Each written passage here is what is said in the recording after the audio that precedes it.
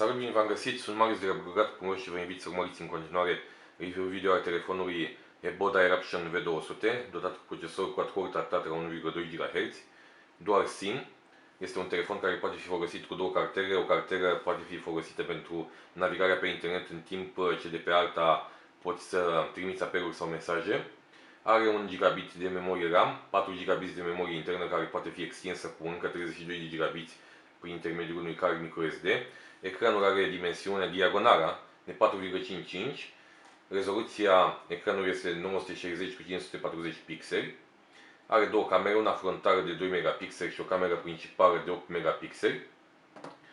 Telefonul se poate conecta la internet cu ajutorul conexiunii HDPA sau cu ajutorul Wi-Fi-ului.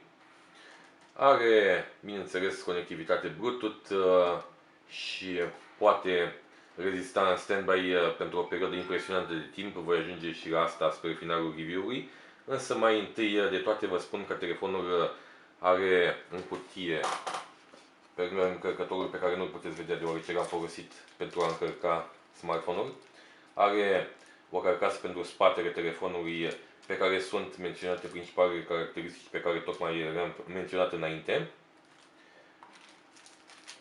Un set de căști, garanția de la Eboda, manualul de instrucțiuni, o folie pentru protecție ecranului și o cârpă pentru protecție ecranului.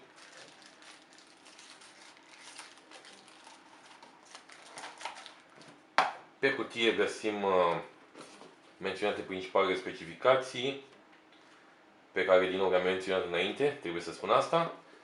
Pe partea din spate avem specificațiile detaliate ale smartphone-ului.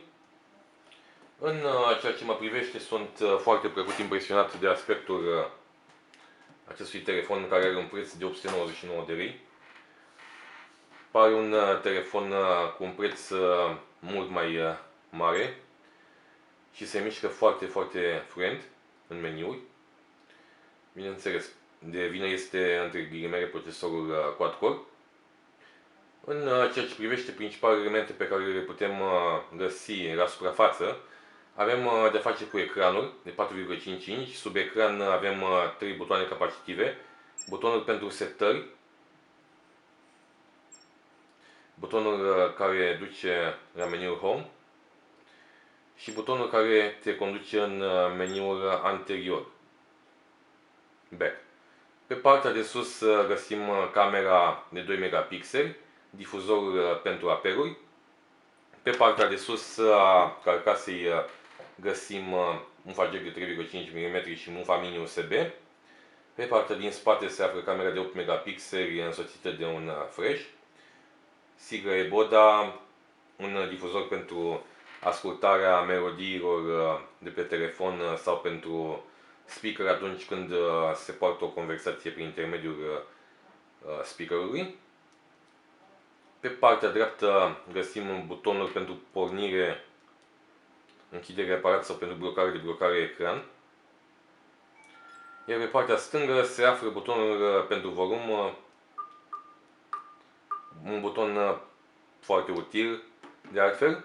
Versiunea software este Android 4.1.2. Este o versiune compatibilă cu toate aplicațiile disponibile în prezent în Google Play. Am descărcat câteva aplicații, am intrat în mai multe meniuri ale smartphone-ului și vă voi arăta acum cam cum se mișcă Eboda Eruption V200 în mai multe aplicații. Haideți să deschidem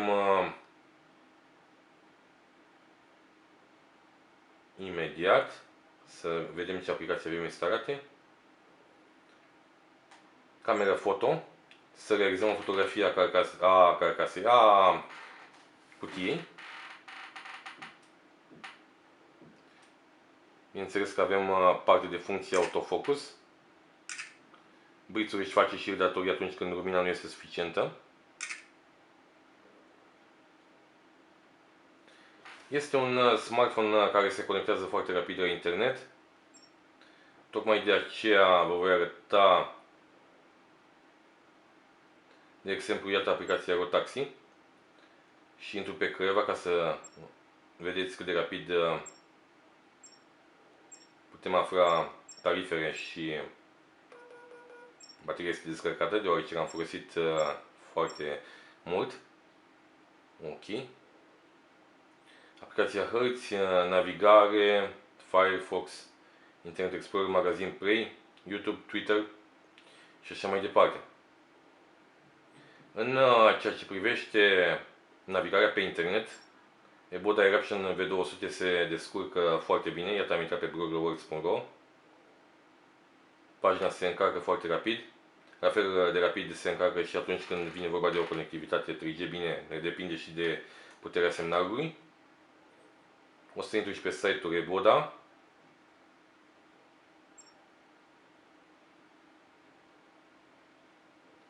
Între timp vă spun că bateria rezistă cam 4-5 zile în standby dacă telefonul este folosit ocazional pentru apeluri și SMS-uri. Prin ocazional înțeleg apeluri de 10-20 de minute pe zi și trimitere de câteva zeci de SMS-uri în fiecare zi.